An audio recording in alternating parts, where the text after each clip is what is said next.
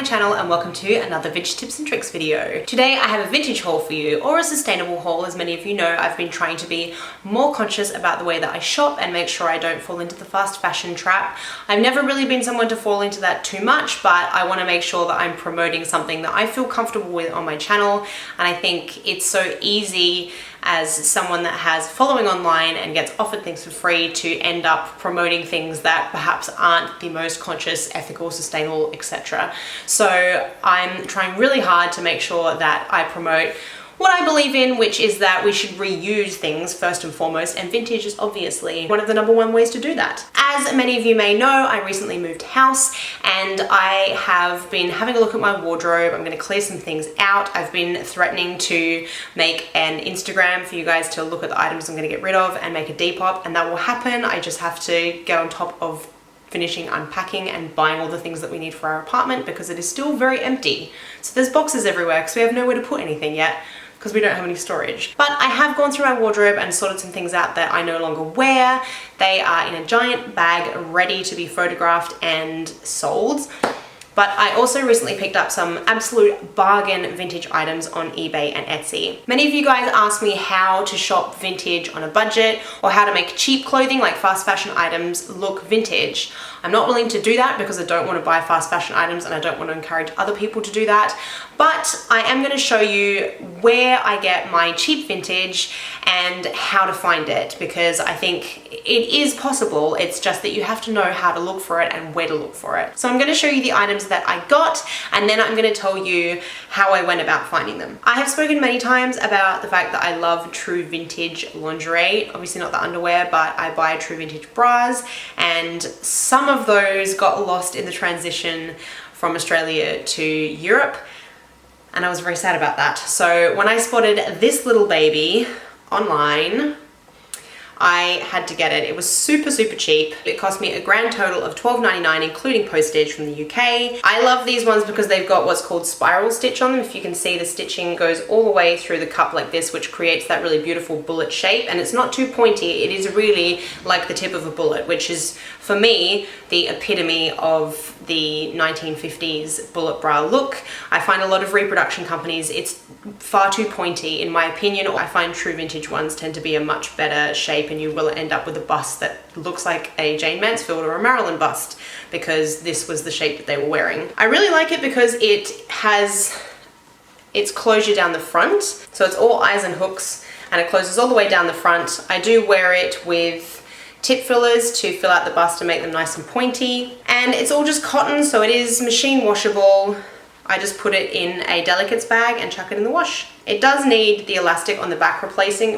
I wore it for a couple of days and it's already stretched completely out, but that's going to be very simple. I'm just going to buy some elastic online, and then I will detach it here and sew it back on again, either by hand, or I might end up getting a sewing machine, because I have been thinking about that of late. Not that I'm much of a good sewer, but you know, for those little things, fixing up items, again, that's a very sustainable thing to do. Instead of getting rid of items, is to just fix them. So I'm thinking of getting a very simple sewing machine to do some really simple tasks. The next item I got is a pair of 1950s Capris.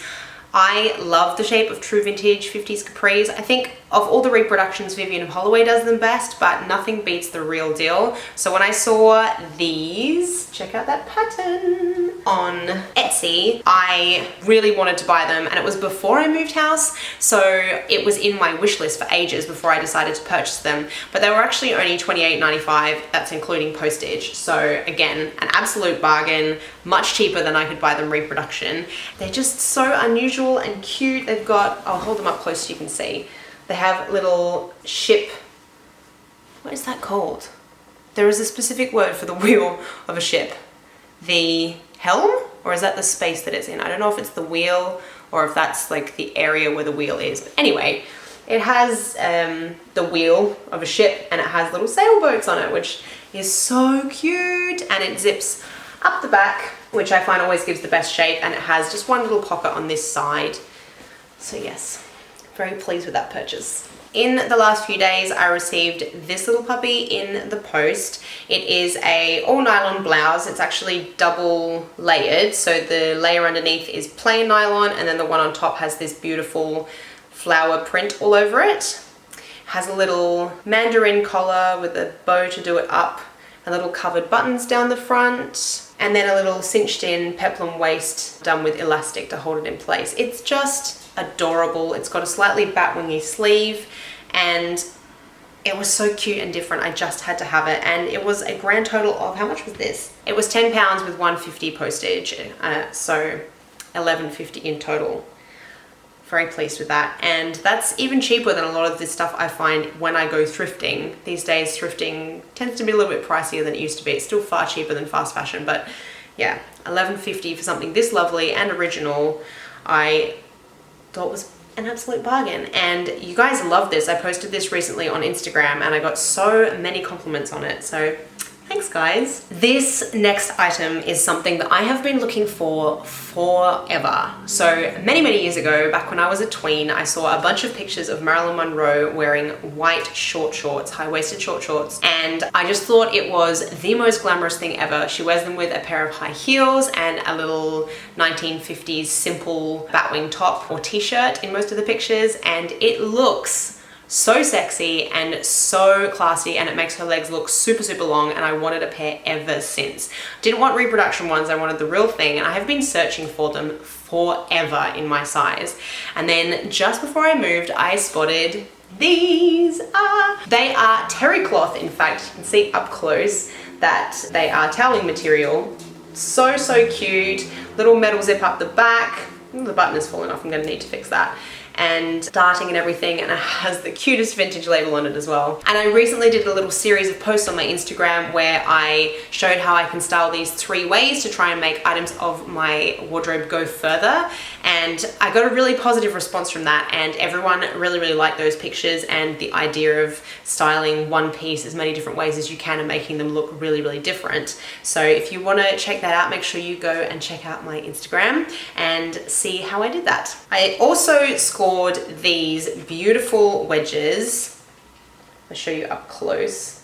They're just so lovely. I love the style of them. I don't believe them to be true vintage. I think they're an homage to 1950s shoes, but they are Charles Jourdain's, which is a lovely brand handmade in Spain, and the shape of them is just perfect and so 50s and goes really well with my new shorts. And the color on here, they look very orange, but they're actually kind of a pale salmony color, and they're ever so slightly pastel in that the color's not super bright. It's actually, yeah, a slightly washed out salmon color. So they are really lovely looking in real life, and they have a cork wedge on them. I always appreciate a wedge. It's it's comfy and classy, and yeah, they're just lovely. And being good quality shoes, they are actually really comfortable. This is a style of shoe that really isn't very comfortable normally, and the fact that they come up high around here really helps keep them on. So I'm very pleased with that purchase, which was a grand total of 22, I think, 17, 18, 19, 20. Yes, including postage, a grand total of 22. And the last item I'm going to show you guys is this lovely little negligee slip.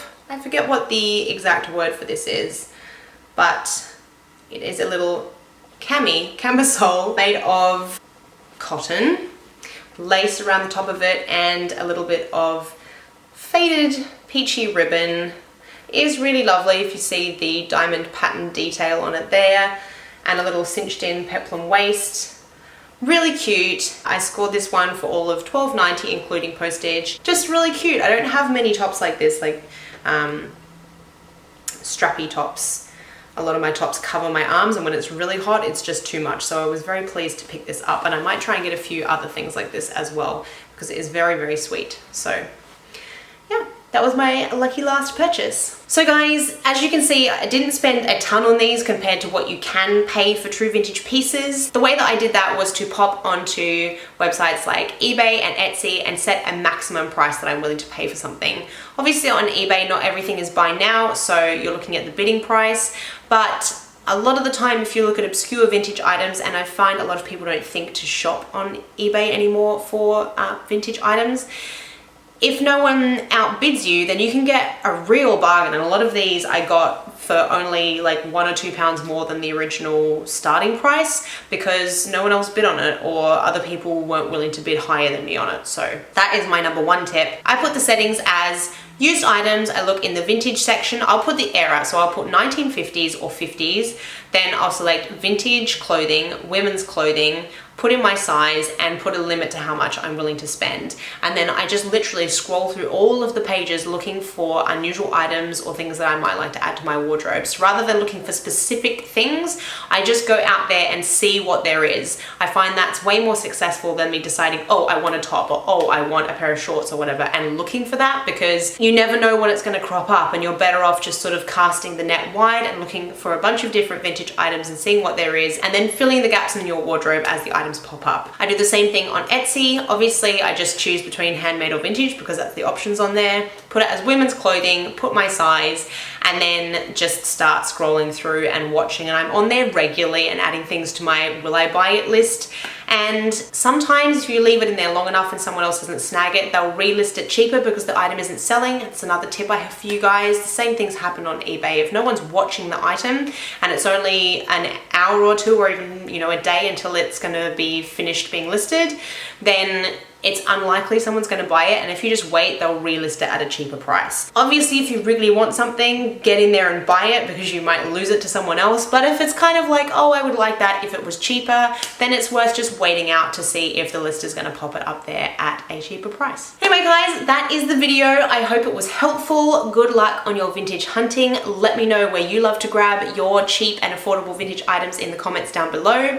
If you like the video, give it a thumbs up, subscribe, and click that little notification bell so you know when my videos come out. Follow me on Instagram and come and join us in the Vintage Tips and Tricks community, and I will see you in next week's video. Bye!